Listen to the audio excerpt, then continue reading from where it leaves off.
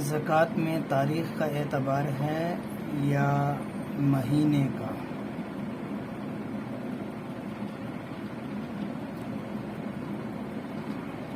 الجواب حامداً و مصلیاً، زکوٰۃ کے حساب کے لیے مہینے کا اعتبار نہیں ہے بلکہ تاریخ کا اعتبار ہے۔ جس تاریخ کو سال مکمل ہو جائے اسی تاریخ میں زکوٰۃ واجب ہو جائے گی۔ یاد رکھیے، 15 تاریخ کو، 14 تاریخ کو، 12 تاریخ کو، 1 تاریخ کو، جب آپ کی زکوٰۃ کی تاریخ مقرر ہے تو اس تاریخ کی 1 کو، 15 کو، 30 کو، جب بھی آپ کا مہینہ تاریخ مقرر ہوگی اسی تاریخ کو آپ کی زکوٰۃ واجب ہو جائے گی۔ جس وقت بھی زکوٰۃ ادا کرے گا اس کی تاریخ کا اعتبار ہوگا۔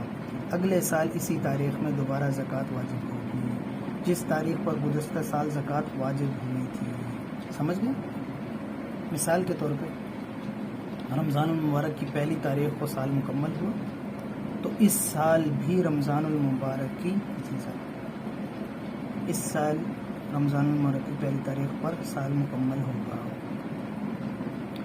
زکوٰۃ 1 سال مکمل ہونے کے بعد واجب ہو جاتی ہے، لیکن یہ ہے، اس میں ایک بات ہے، البتہ یہ بات آپ سمجھ لیں کہ سال مکمل ہونے سے پہلے بھی زکوٰۃ ادا کرنا جائز ہے اور اس میں تاخیر کی بھی گنجائش ہے۔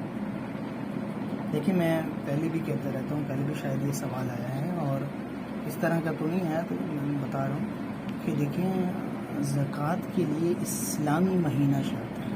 جون، اگست، اپریل یہ نہیں، اسلامی تاریخ کی ایک اسلامی مہینہ 12 مہینوں میں سے کوئی مہینے کی ایک تاریخ مقرر ہو جائے گی اور اس کے بعد پھر اسی تاریخ پہ ہر سال اس پہ زکوٰۃ واجب ہو جائے گی۔ اس نے کچھ پیشگی ادا کر رکھی ہے، کچھ بعد میں حساب کر کے اس کو نکال لے گا، باقی حساب کر کے جو زکوٰۃ کا مطلب اس میں پیشگی کو نکال لے گا، باقی جو بچے گی اس کو ادا کرے گا۔ یہ ترتیب ہے۔ تو اس کو پیشگی ادا کر دو، اس کی مرضی ہے، جو زکوٰۃ ادا ہونے کے بعد تھوڑی تھوڑی کر کے ادا کرتا رہے، لیکن سال پورے ہونے سے پہلے زکوٰۃ ادا کر دینا بہتر اور احسن طریقہ ہے تاکہ دوسری زکوٰۃ اس پہ واجب نہ ہو جائے۔